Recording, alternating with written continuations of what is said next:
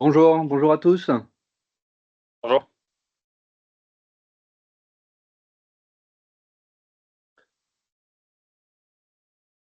Bienvenue dans ce webinaire. Je vous propose d'attendre quelques minutes encore que que les personnes puissent arriver. On commencera d'ici 2-3 minutes, si ça vous va.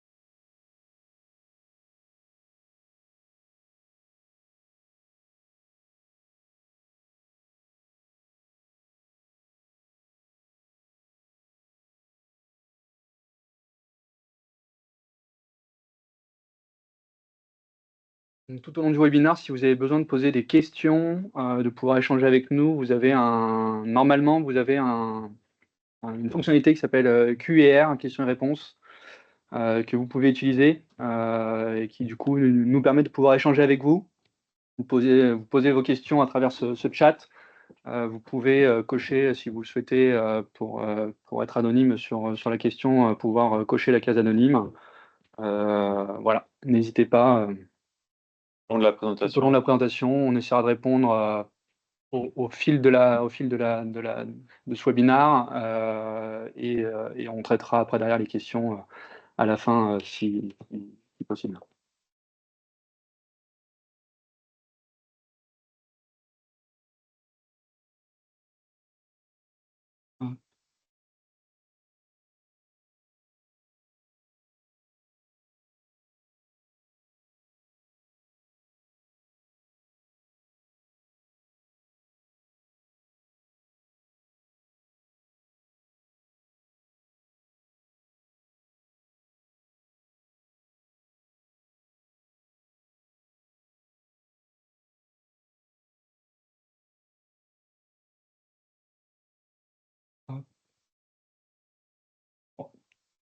Je vous propose de commencer.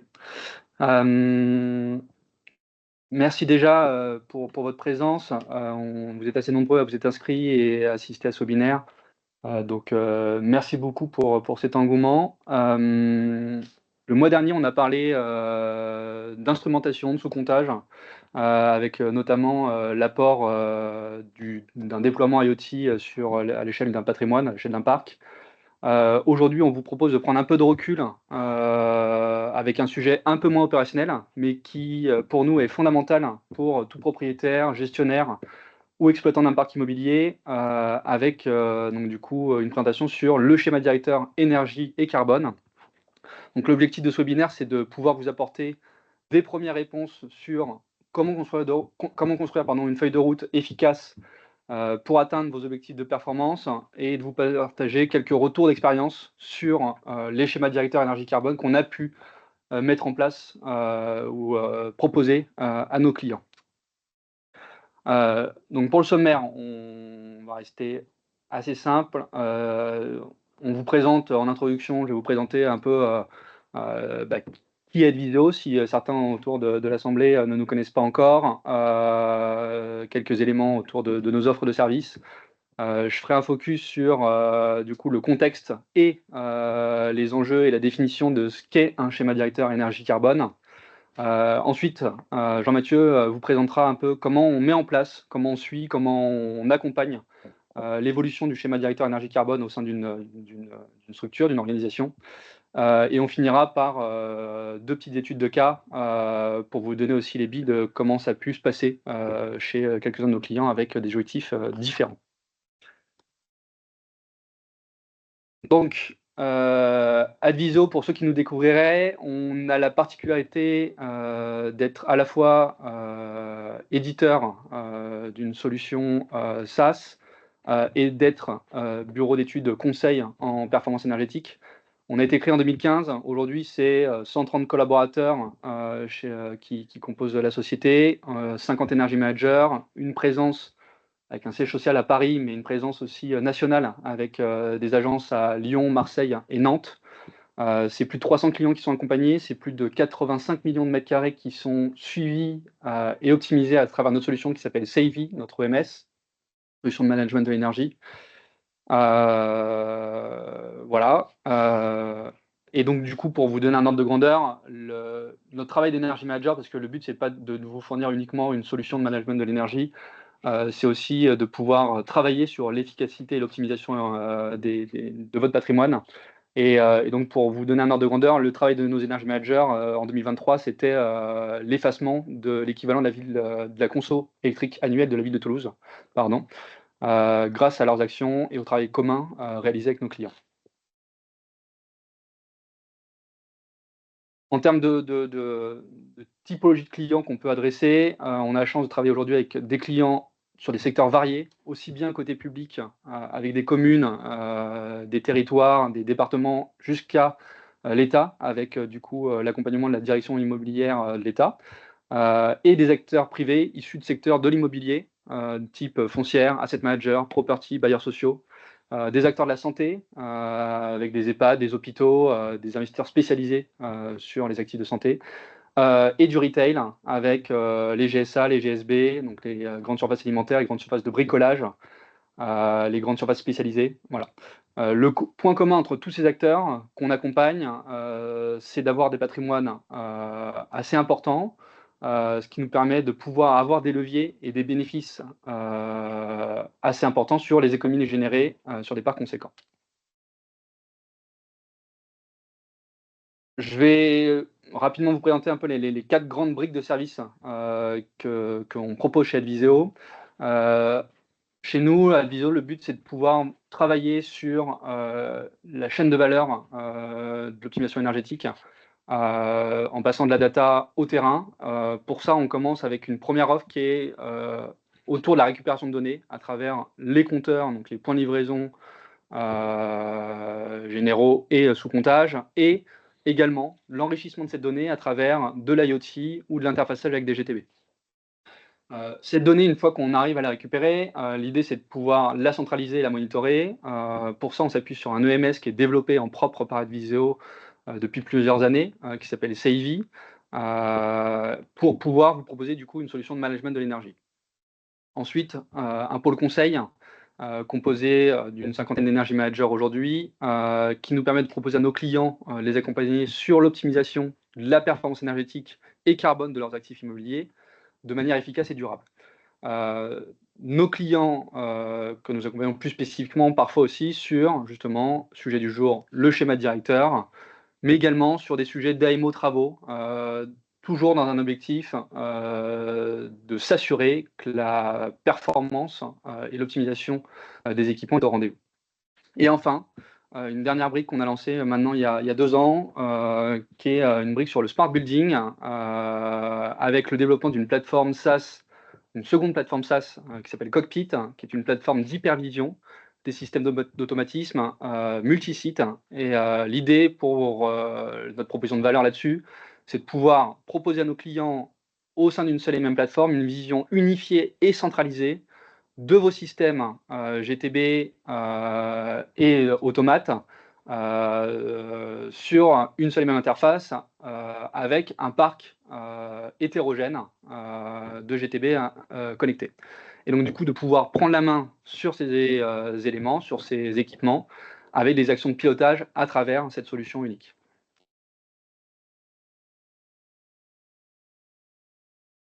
Donc je vais maintenant parler en introduction un peu du contexte, des enjeux d'un schéma directeur énergie carbone. Vous êtes tous confrontés autour de la table sur différents sujets, mais de manière générale, sur des enjeux autour de la réglementation, décret tertiaire, décret BACS, des stratégies autour des trajectoires CREM, des stratégies carbone avec la taxonomie qui arrive et autres. Vous êtes confrontés également à des charges qui on l'a vécu il y a quelques temps avec l'augmentation du prix de l'énergie, l'inflation autour des coûts aussi d'équipements, de travaux, etc. Et le sujet qui nous concerne tous, l'urgence climatique. Le bâtiment est, comme vous le savez, j'imagine, autour de la table, est l'un des plus gros pôles d'émissions de CO2 en France. Et donc l'objectif, c'est de travailler sur les trajectoires énergétiques, décret tertiaire avec une vision 2030 par exemple, mais ça peut être encore une fois autre chose.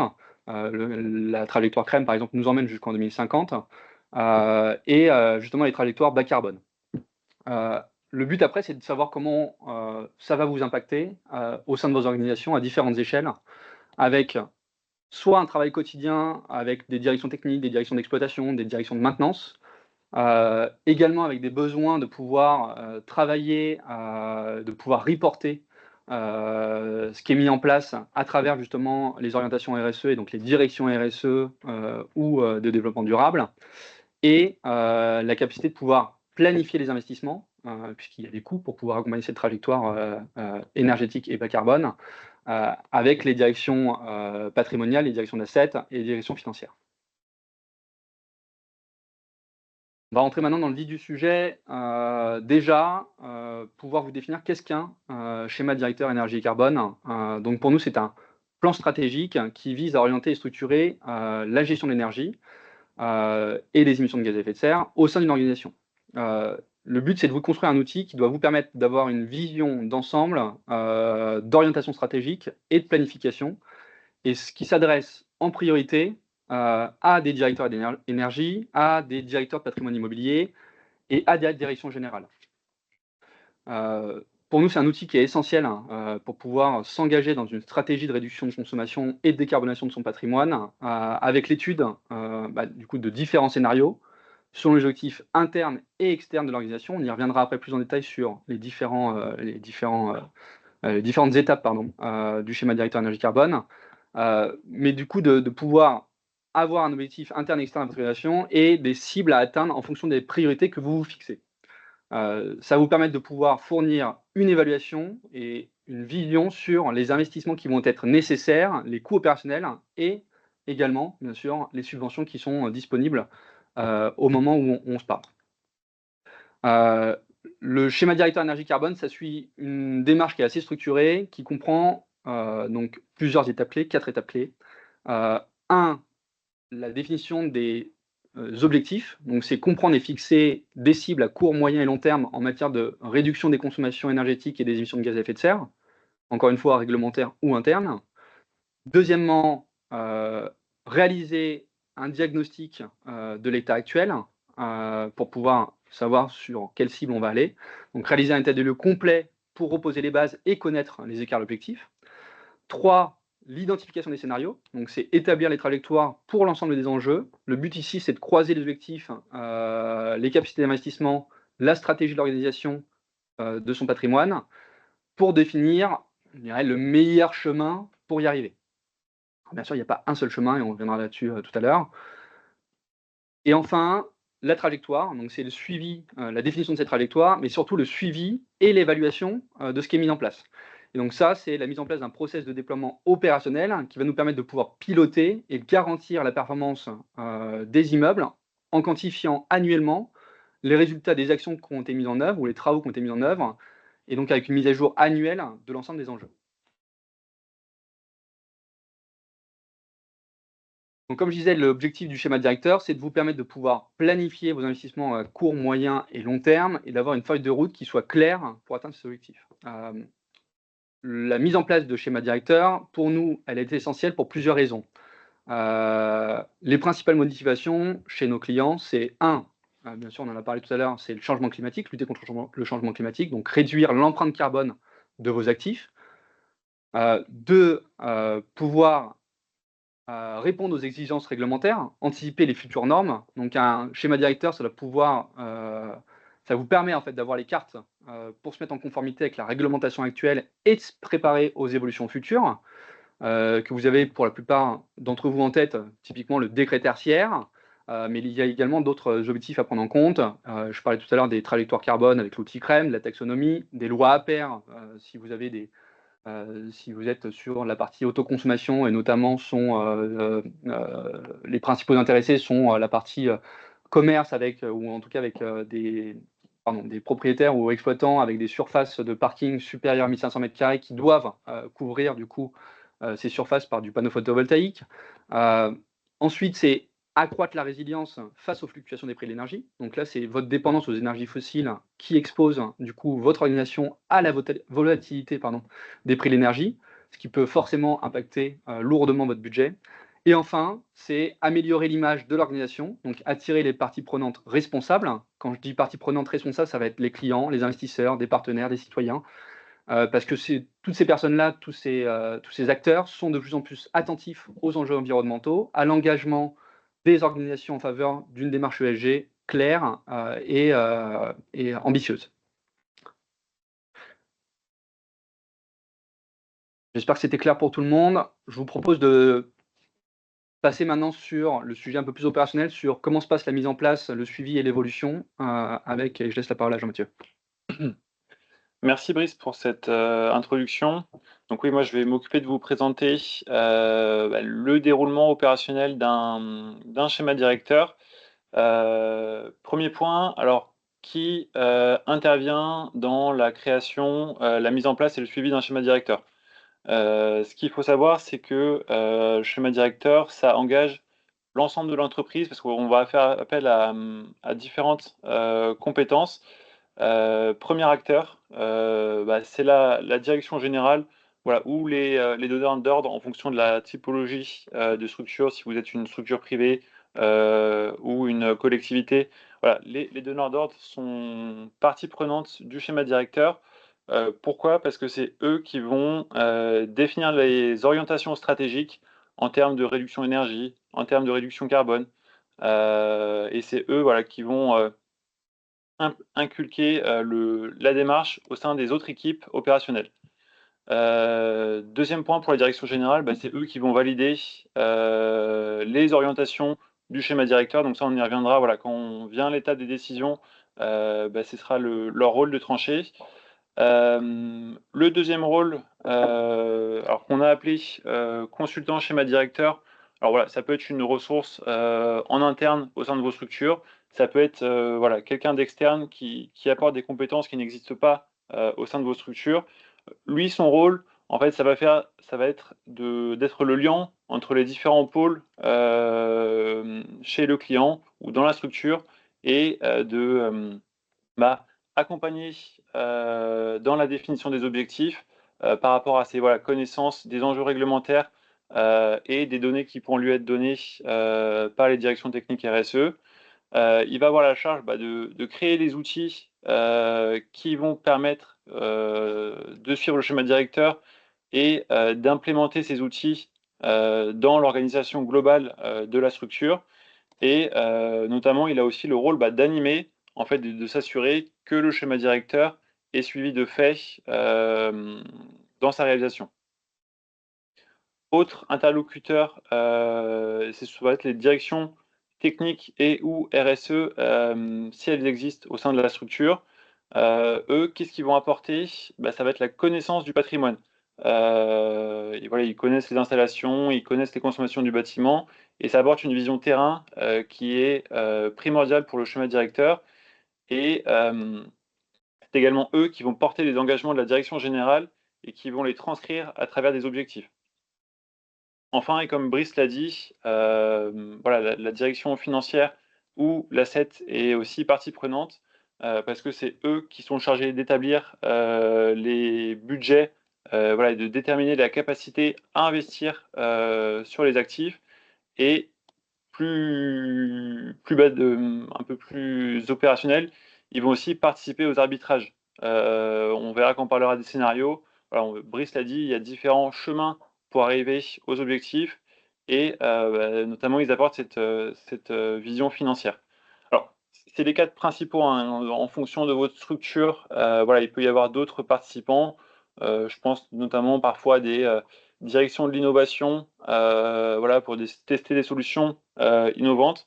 Voilà, on peut faire intervenir d'autres personnes dans le schéma directeur, mais effectivement, ces 4 maillons, en fait, sont primordiales.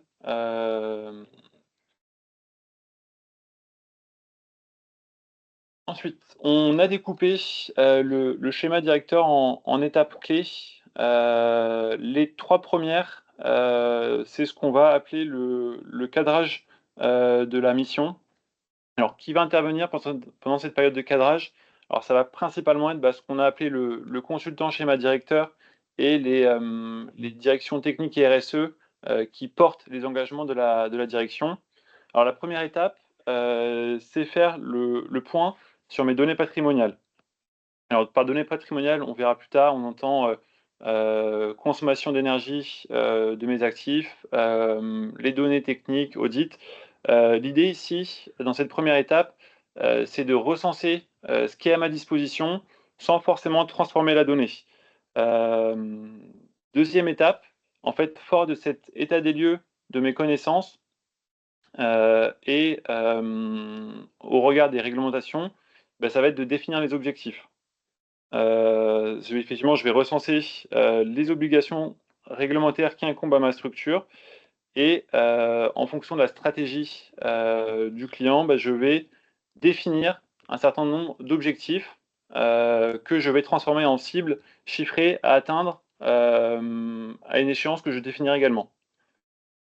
Fort de ces objectifs, maintenant il faut définir les outils, alors notamment, quelle forme prendra mon schéma directeur, comment il s'inscrit dans mon organisation, comment je le retranscris aux équipes opérationnelles.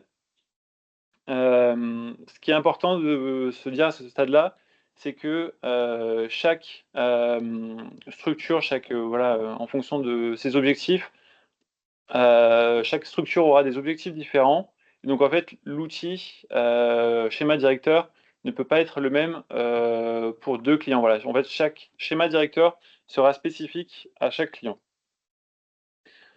Donc ça, c'est la phase de cadrage, où j'ai mes objectifs, j'ai mes outils. Ensuite vient la phase où, fort de toutes ces connaissances, je vais faire, mouliner toutes mes informations pour définir des scénarios, qui permettent d'atteindre mes cibles.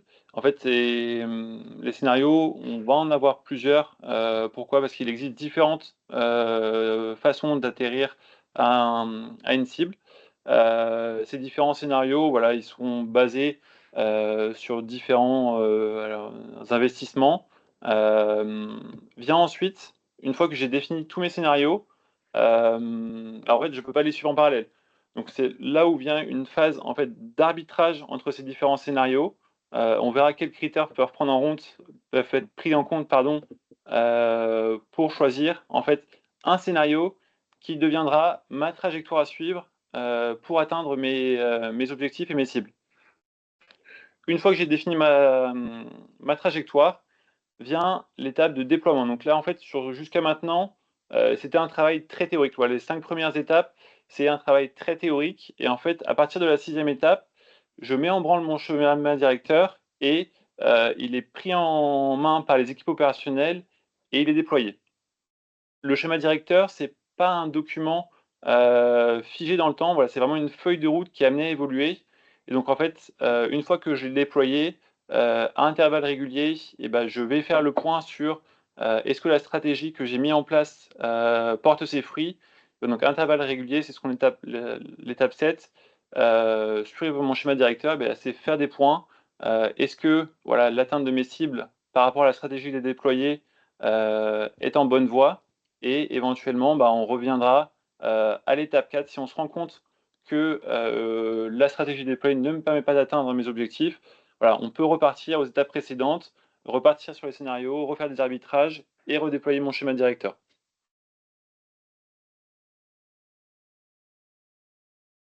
Donc ensuite, là, ce que je vous propose, c'est de faire des focus sur chacune de ces étapes clés. Donc la première, c'est mes données, d'entrée, faire l'état des lieux. Donc ce qu'on a dit, premier point, alors c'est les données de consommation. Alors la majorité des objectifs aujourd'hui, sont encore des objectifs de réduction d'énergie, ou carbone et donc en fait, les données de consommation, c'est le nerf de la guerre. Donc voilà, faire l'état des lieux, de mes, données de consommation, c'est le premier point. Ça me permet de connaître, la performance de mes sites, d'éventuellement identifier, des tops, des flops, de benchmarker mes sites entre eux et là, je peux déjà commencer à faire des paquets de sites en fonction de leur performance. Deuxième point, ça va être les données techniques. L'idée ici, c'est de caractériser mon patrimoine en fonction de différents critères. Les typologies de sites, ça peut être des critères sur les périodes de construction, sur des modes constructifs, voilà, pour définir des graphes de sites, voilà, pour toujours améliorer la connaissance de mon patrimoine. Deuxième point, c'est lister en fait l'ensemble des études que je peux avoir, voilà, qui traitent de leviers, d'actions de performance énergétique. Alors, sans faire une liste exhaustive, on va retrouver bien entendu les audits énergétiques, les DPE, les simulations énergétiques dynamiques, les listes d'équipements, éventuellement le plan pluriannuel d'investissement. Et donc en fait là, ça me permet ici, l'idée c'est de créer une base de données de l'ensemble de mes pistes d'amélioration et de faire des grappes de sites. Voilà, ce que je disais sur les critères des sites, faire des grappes de sites en fonction de critères qui me permettront voilà, créer des catégories de bâtiments en vue d'appliquer des actions spécifiques. Troisième point, sur les données réglementaires. Première étape, c'est que alors je vais prendre l'exemple le plus simple, donc le décret tertiaire. Voilà, les bâtiments concernés, c'est les bâtiments de plus de 1000 m². Donc premier point, c'est savoir, pour chacun de mes actifs, quelles sont mes obligations réglementaires. Est-ce que je suis concerné par le décret tertiaire? Est-ce que je suis concerné par le décret BACS? Et de fait, voilà, avoir un état des lieux sur quels seront mes objectifs, site par site, au sein de mon patrimoine. Fort de la collecte de mes consommations d'énergie, je vais pouvoir aussi benchmarker mes sites par rapport à ces obligations réglementaires. Et enfin, dernier point sur le schéma directeur, comme je l'ai dit, ça implique l'ensemble de la structure chez le client. Et l'idée, c'est de savoir, voilà, aussi comment fonctionne un client. Quelles sont les responsabilités des différents pôles? Quelles sont les compétences aussi pour savoir sur qui je peux m'appuyer dans la construction de mon schéma directeur?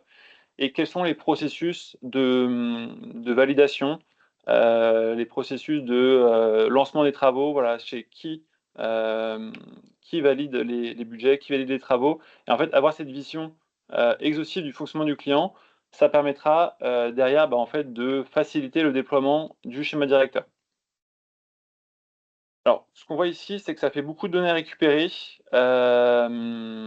et que ce qu'on remarque, dans la majorité des cas, où on a pu faire des schémas directeurs, c'est qu'il n'y a pas une exhaustivité de ces données. Alors, le fait de ne pas avoir l'exhaustivité de ces données, ça ne doit pas être un frein, au déploiement, du schéma directeur.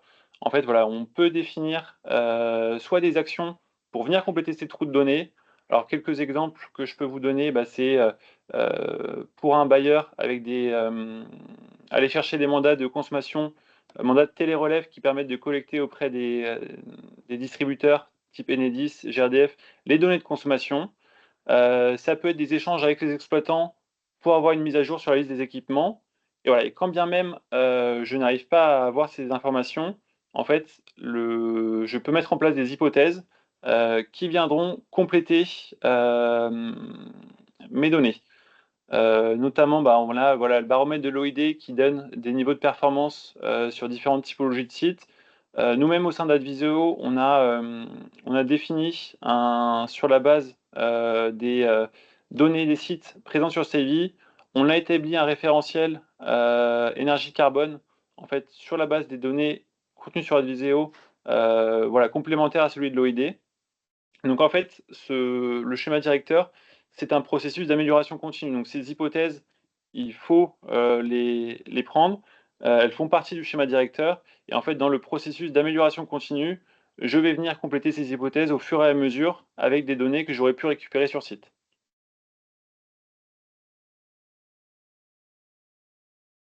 Fort de cette vision, en fait, sur ma maîtrise des données patrimoniales, je peux commencer la définition de mes objectifs. Donc, on l'a dit, il y a 2 types d'objectifs, les objectifs réglementaires et les objectifs d'entreprise. Donc en fait, il va falloir prendre en compte ces 2 typologies d'objectifs Et derrière, voilà, on a fait un découpage, objectif énergie, carbone et autres objectifs de moyens. Alors l'idée là, c'est de pas, voilà, encore une fois, faire une liste, exhaustive de l'ensemble des réglementations où on a repris les majoritaires. Alors principalement sur l'énergie, ce qui va driver aujourd'hui les schémas directeurs, bah, c'est le décret tertiaire. Mais ça peut aussi s'adjoindre à un objectif d'entreprise plus ambitieux, sur un objectif de performance, énergétique, qui peut être exprimé en énergie finale ou en énergie primaire.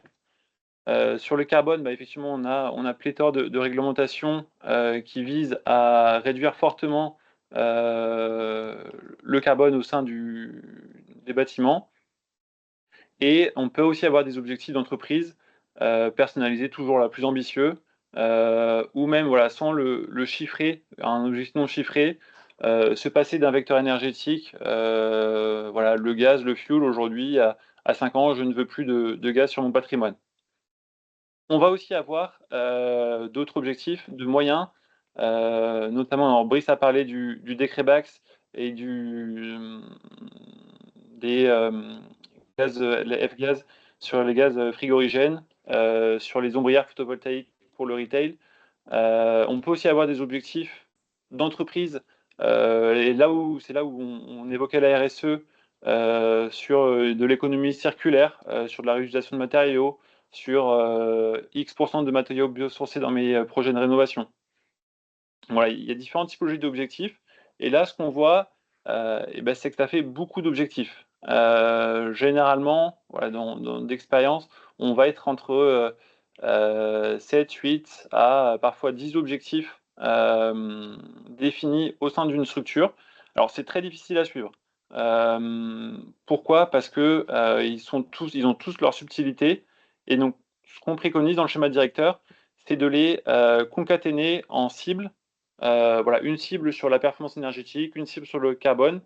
Généralement, ce qu'on va choisir, bah, c'est la plus contraignante, en fait, qui va permettre de facto d'atteindre, l'ensemble des objectifs. Hem et donc ces cibles, c'est ce qui vont, driver la construction, des scénarios derrière.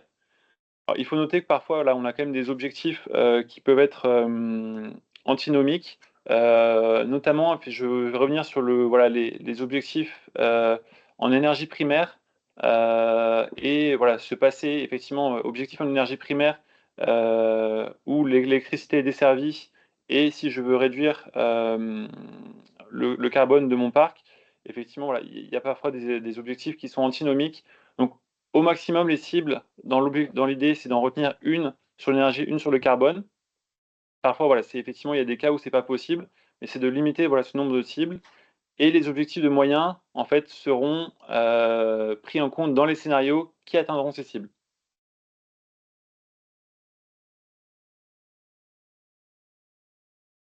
Hors de mes objectifs, et bien, en fait, il va falloir que je définisse mes outils. L'idée, dans les outils, c'est que ce dernier, voilà, donc on l'a dit, il faut qu'il soit, le schéma directeur est un document qui est voué à évoluer au cours du temps et donc il faut que l'outil restitué soit évolutif et accessible et compréhensible au client, qui puisse, voilà, effectivement s'intégrer dans les process du client. Et donc là, dans le rendu, effectivement, bah, c'est sur les différents acteurs du schéma directeur, un recueil de besoins sur, quels sont voilà, les indicateurs de performance que vous souhaitez suivre en kilowattheure par mètre carré ou pareil, voilà, l'équivalent sur le CO2 et quelle représentation graphique, effectivement, vous intéresse, en termes de suivi de trajectoire, de balance d'investissement. Voilà, tout ça, c'est à définir à ce stade-là, pour pouvoir suivre derrière, le bon fonctionnement du schéma directeur. Alors, de manière très opérationnelle, il faut aussi définir les règles qui vont régir le schéma directeur. Notamment, bah, voilà, sur les, critères d'évaluation des gisements d'économie.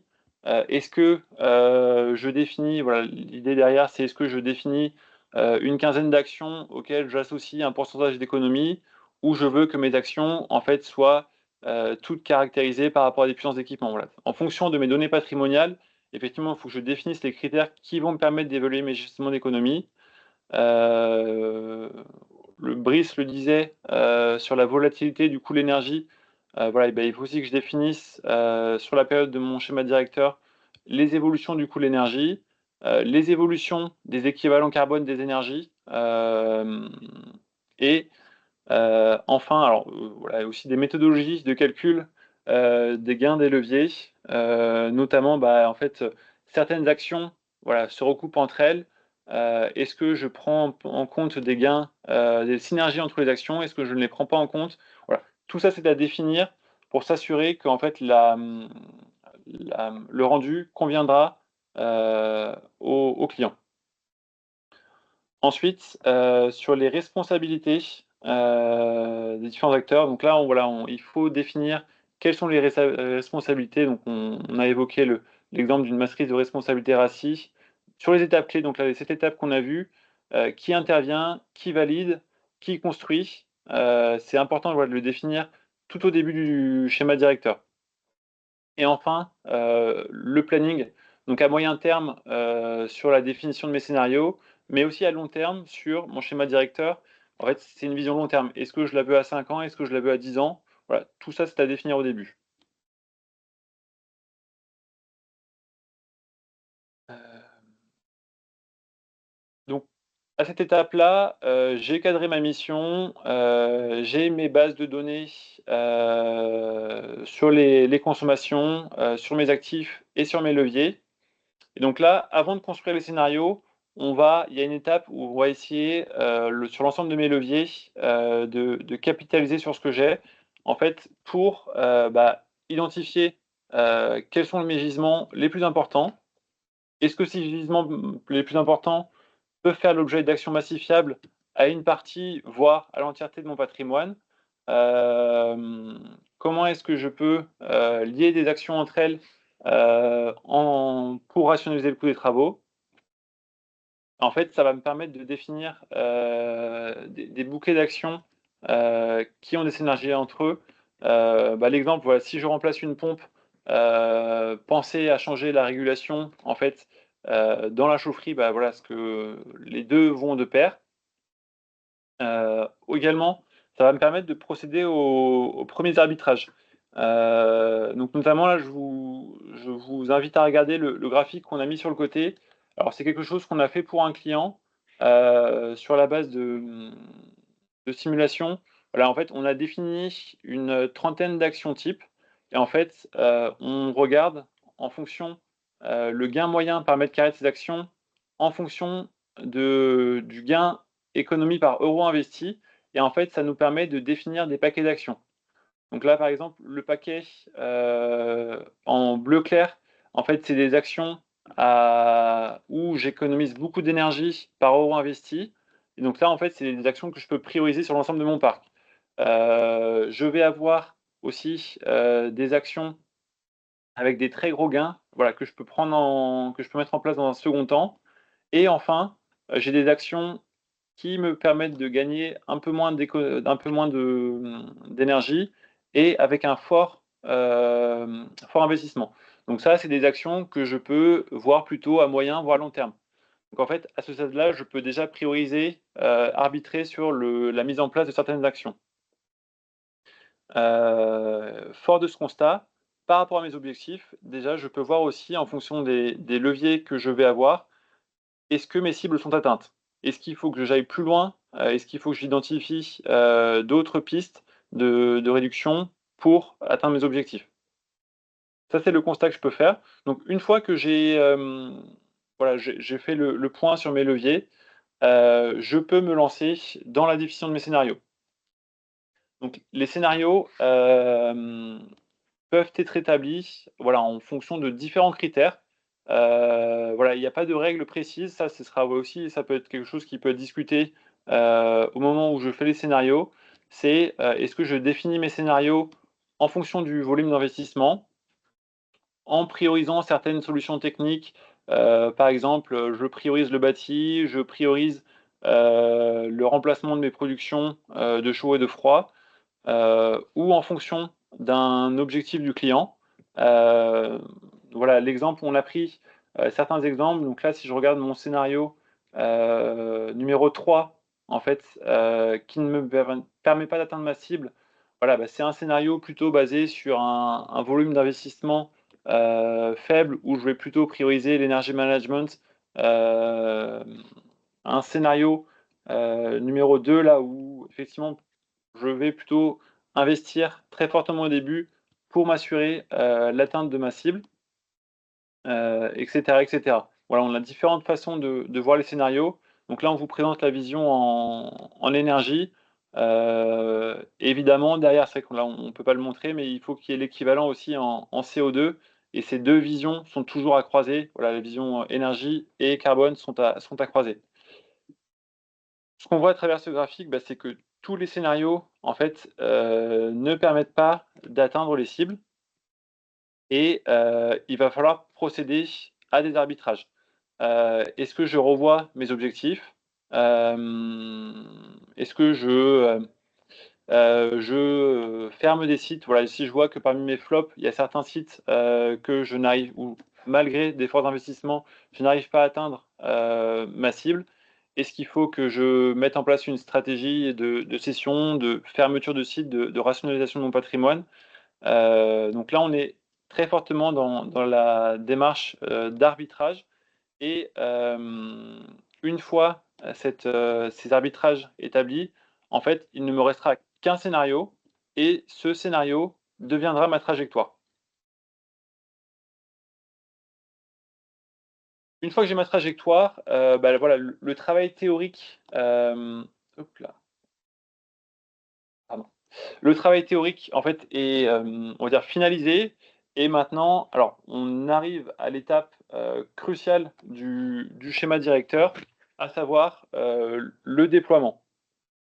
Le déploiement, voilà, c'est vraiment une étape primordiale, parce que c'est là où je vais passer le flambeau aux équipes opérationnelles pour déployer mes leviers qui composent ma trajectoire. Heu, Comment ça se passe? 1re étape, bah, c'est en fait assurer, en fait, déjà prévoir le suivi, en fait, parce qu'il faut que je puisse évaluer ma trajectoire.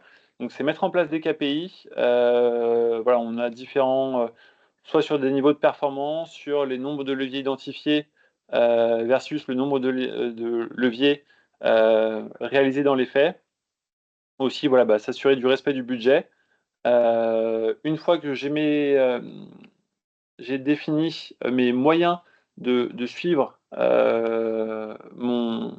ma feuille de route, et ben, j'onboard les équipes opérationnelles. Donc là, il n'y a pas de règle particulière, ça dépendra très fortement voilà, de l'organisation du client.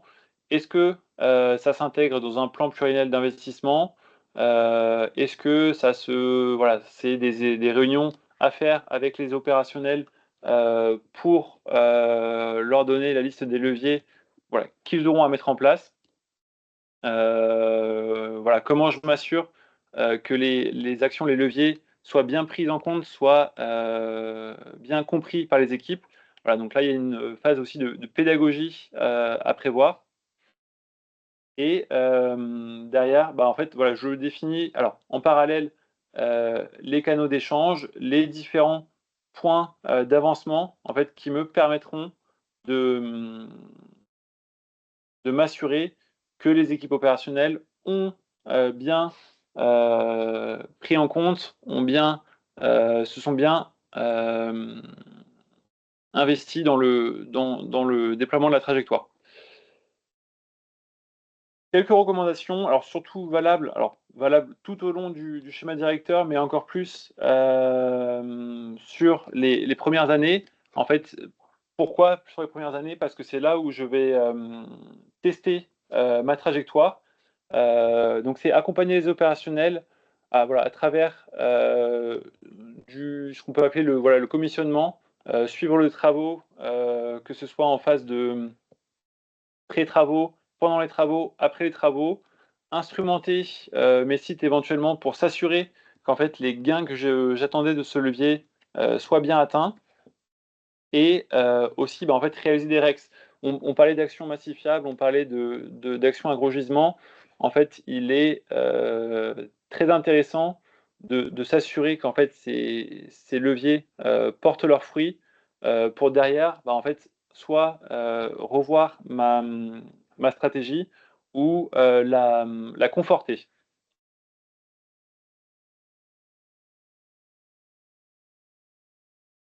Hop.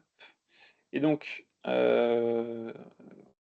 dernier point, donc on l'a dit, le schéma directeur, c'est un travail d'amélioration continue. Et donc chaque année, donc effectivement, c'est globalement ce qu'on retrouve, c'est qu'on fait le point sur la stratégie annuellement. Chaque année, je vais déployer ma stratégie. Je vais calculer sur la base de mes des indicateurs de performance, est-ce que j'atteins mes cibles? Est-ce que je respecte mon budget? Hem Et alors en fonction des retours, il faudra potentiellement revoir la stratégie, modifier la trajectoire. Je me rends compte que en fait mes gisements, mes leviers ne sont pas suffisants pour soutenir ma trajectoire. Qu'est-ce que je peux faire? Est-ce que les leviers ont bien été mis en place? Est-ce que les travaux respectent le cahier des charges que j'avais défini dans le levier? Et mettre à jour la stratégie en fonction de ces retours. Donc voilà, ça c'est vraiment un travail à faire chaque année. Hem, Ce qui est important de se dire, je reviens sur la partie sur les hypothèses. Le schéma directeur, c'est quelque chose que je vais il ne faut pas être trop exigeant au début. En fait, l'outil, grâce à ce travail d'évaluation itérative annuelle, en fait, il va se consolider. Donc voilà, sur le lancement, il faut savoir doser effectivement le niveau de granularité en fonction de la maîtrise de mes données patrimoniales, et ce travail, voilà, annuel va me permettre de renforcer, d'aller toujours plus dans le détail et de limiter les incertitudes liées aux hypothèses au fur et à mesure.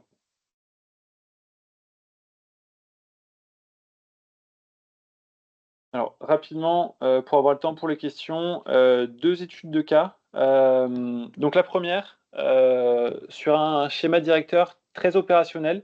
Alors ça a été, c'est toujours en cours de suivi. Donc ça représente 80 bâtiments, voilà, avec une moyenne de 7 500 m².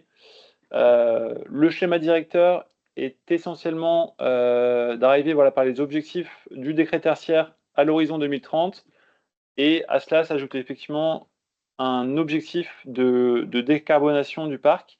Donc sur ce Rex, alors c'est un client qui travaille depuis plusieurs années en fait sur la maîtrise de ses données patrimoniales, tant au niveau des consommations qu'au niveau de ses données sur ses équipements. Et donc en fait, là, les gisements, les leviers sont propres à chaque site, et en fait, on se base principalement pour les quick wins et pour les petits investissements, en fait, à travers une mission d'energy management qui va permettre d'identifier, de régler les sites, et pour les capex plus importants, donc la vision à moyen terme, à travers des études SED et le plan pluriannuel du client. Donc derrière, comment ça se traduit? Les actions inscrites au schéma directeur sont programmées dans les plans CAPEX à 5 ans du client. À date, voilà, donc on a aujourd'hui, alors à fin 2023, on avait environ la moitié du patrimoine qui avait déjà atteint l'objectif décret tertiaire. Et ce qui est à noter, et pas des moindres, c'est qu'en fait, cette mission d'energy management qui est en cours depuis plusieurs années, en fait, a permis de faire 20 du chemin. Voilà, si je prends les 40 d'économie du décret tertiaire à 2030, voilà, 20 du chemin a été réalisé grâce à l'energy management. Et je vais rendre la parole à Brice pour présenter le deuxième retour. Donc le deuxième retour, c'est une étude de cas, pardon, sur un schéma directeur énergie carbone qui est un peu plus complexe. En fait, on a travaillé avec une société de gestion immobilière, un asset manager. Donc pour ceux qui ne connaissent pas ce qu'est une société de gestion, un asset manager, c'est un propriétaire d'actifs, mais qui a la particularité d'être non occupant de ces locaux, ces immeubles. Donc le schéma directeur qui a été travaillé portait sur plus de 500 actifs immobiliers avec une moyenne de 4000 m² répartis sur principalement toutes les grandes villes de France. Et la particularité, c'était que ce client avait des objectifs multiples, donc à la fois réglementaires, décret tertiaire, FCAS, BACS, taxonomie, alors très porté quand même sur toute la partie taxonomie, carbone et crème, trajectoire crème, mais aussi des objectifs de labellisation, donc avec des portefeuilles, donc des lots d'actifs, des bouquets d'actifs, soumis du coup à la labellisation ISR, et donc avec une orientation ESG assez forte, puisqu'il faut maintenir après cette labellisation dans le temps. La particularité avec ce client, c'était notamment qu'on rencontrait, donc quand on a pris cette mission, c'était un client qu'on n'avait pas avant, qu'on ne connaissait pas, et qui avait la particularité d'avoir un faible taux de données accessibles de ses baux locatifs. Donc pour nous, on a travaillé sur ce sujet déjà, dans un premier temps, de travail autour de comment on pouvait enrichir cette donnée. Tout à l'heure, Jean-Mathieu vous a parlé des benchmarks et des référentiels type OID, des référentiels qu'on a pu sortir nous en interne, propres aux locaux de bureau chez Advisio, et là on va en sortir de nouveau sur 2025, sur d'autres typologies de patrimoine. À côté de ça, donc on a travaillé sur des réalisations de campagnes de mandat auprès de ces locataires. L'idée, c'était auprès de ces occupants de les sensibiliser sur l'importance pour un propriétaire d'avoir de la visibilité sur les consommations de ses bâtiments dans leur ensemble, pas uniquement sur les parties communes, même si de leur côté, ils souhaitent déclarer leur propre déclaration, enfin leur propre déclaration opérate. L'idée quand même pour un propriétaire, c'est de pouvoir récupérer ces données de consommation pour pouvoir reporter, suivre l'actif et travailler avec l'occupant ou les occupants sur la performance. Donc on a construit ce schéma directeur énergie carbone qui a été très complet avec beaucoup de détails, multisources, notamment sur 3 grands axes qui ont été assez importants. C'est travailler sur l'axe stratégique et concurrentiel. Donc avec par exemple un inventaire des politiques environnementales existantes qui a été réalisé, un benchmark de la concurrence sur ce qui se faisait de la concurrence pour savoir comment se comportait le marché aussi sur ces sujets. L'analyse des avancements des objectifs versus la faisabilité des objectifs existants. Le deuxième axe, c'était un axe organisationnel avec l'analyse des process de mise à jour du patrimoine dans déjà du patrimoine et des compteurs, en tout cas de la remontée automatique des données, dans l'EMS auquel ils avaient souscrit. L'analyse du mode de facturation des locataires, est-ce qu'il existe des sujets autour de l'énergie et du carbone au sein des contrats des property managers, donc des personnes qui s'occupent et des sociétés qui s'occupent de la bonne exploitation de ces actifs, des contrats multitech, etc. Pour bien comprendre un peu comment se passe tout cet aspect organisationnel et d'acquisition d'investissement. Et ensuite, troisième axe, c'est l'axe opérationnel, avec l'axe, par exemple, des analyses de cahiers des charges environnementaux, sur comment se passent donc, dans ces cahiers des charges les projets de rénovation, les gros entretiens, les renouvellements d'équipements, pour toujours intégrer cette notion de performance énergétique et de s'assurer que ce qui va être livré va répondre aux attendus, des analyses de DPE, de fourniture d'énergie verte, de grille ESG, etc. etc. Le but pour nous, c'était d'avoir une vision complète et globale pour savoir comment nous allions déployer la stratégie retenue sans faire doublon avec ce qui était déjà en place, ou tout simplement faire évoluer ce qui existait déjà. Ce schéma directeur énergie carbone qui a été donc du coup livré avait la particularité de ne pas proposer, Jean-Mathieu a beaucoup parlé de travailler sur un scénario, retenir un scénario. Là, la particularité qu'on avait, c'est que à la demande de la direction générale, on avait pas une trajectoire unique, mais 5 scénarios au total, avec des niveaux d'ambition en fait, d'investissement plus ou moins importants sur les 4 grands axes qui étaient la stratégie d'arbitrage sur les cessions d'actifs, sur des stratégies d'acquisition, sur la stratégie sur les travaux à réaliser, et quatrième axe, sur l'exploitation des bâtiments, alors ça c'est pour nous un axe qui est fondamental, c'est la mise en place d'un suivi avec de l'energy management sur l'ensemble des actifs, pour s'assurer d'avoir une bonne exploitation, une bonne optimisation de l'utilisation des bâtiments et des équipements sur ces parties-là. Et donc du coup, ces scénarios ont été travaillés sur chacun des portefeuilles de ce client, proposés, et donc du coup, ce client a pu retenir des scénarios différents, avec des investissements plus ou moins importants, selon ses capacités, selon ses objectifs. Voilà, tout ça pour vous dire que ça nous a permis de pouvoir choisir et appliquer l'ensemble des scénarios, de pouvoir projeter ce client sur les 7 prochaines années, sur cette stratégie énergie carbone. C'est assez compliqué d'aller au-delà. Il y a des projections qui sont faites, mais en fait, réellement, en termes de pouvoir d'arbitrage, au-delà de 7 8 ans, ça devient tout de suite un peu plus complexe, parce que c'est dépendant de politique interne, politique externe, nationale, et cetera. Ce qu'il faut retenir aussi, c'est que l'outil qui a été mis en place, et tout à l'heure Jean-Mathieu en parlait, il y a une grande importance à qu'est-ce qu'on fait de ce schéma directeur énergie carbone, comment on va l'exploiter, l'outil qu'on va pouvoir mettre en place. C'est une stratégie qui doit être diffusée et infusée au sein des équipes, donc il faut pouvoir se le réapproprier et le suivre dans le temps.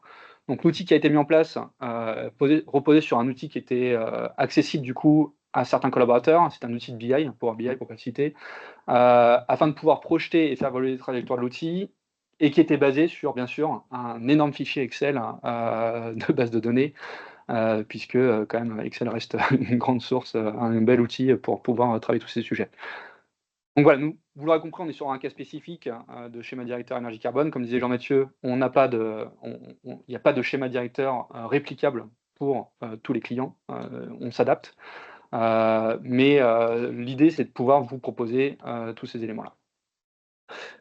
Donc, pour finir, le replay et la présentation vous seront communiqués à la suite de ce webinaire. Vous pouvez retrouver toutes nos publications sur notre site web. On a refait le site assez récemment avec un super travail de nos équipes en interne. Et donc, vous avez un espace ressources qui concatène tout ça. Vous pouvez parcourir nos livres blancs sur le schéma directeur, sur le décret BAC, sur l'énergie management, sur le sous-comptage, nos replays de webinaires précédents. Et je vous invite aussi à écouter, on a lancé il y a quelques temps maintenant notre propre podcast qui s'appelle What's Next et qui est disponible sur l'ensemble des plateformes de streaming et qui donne la parole à des acteurs clés, des invités, des experts du secteur de l'énergie pour partager leur vision sur un avenir énergétique plus durable.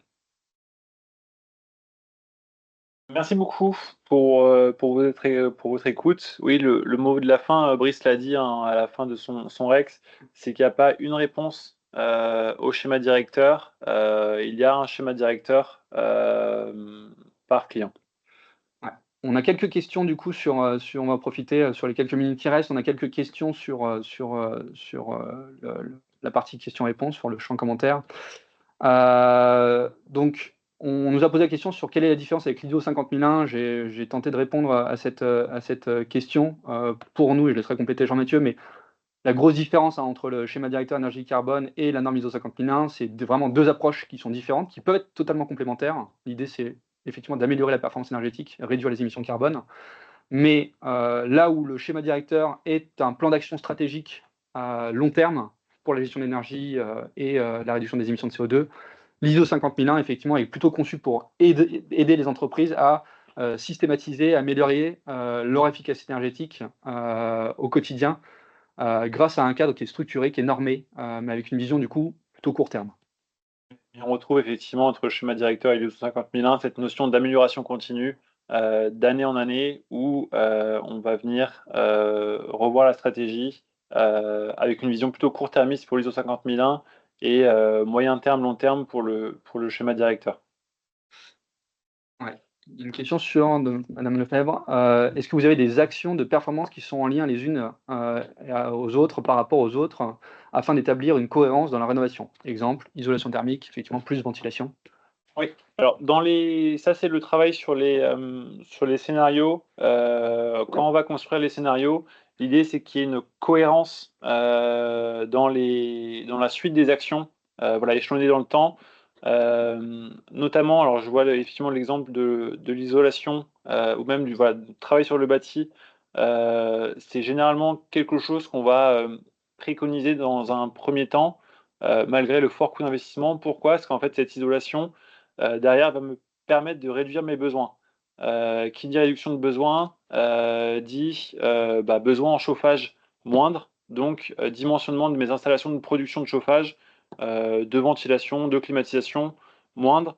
Donc effectivement, on essaye d'avoir cette cohérence, alors tant dans le déroulé des actions, voilà, on va d'abord améliorer la boîte et après changer les installations de production, mais aussi dans les programmes de travaux.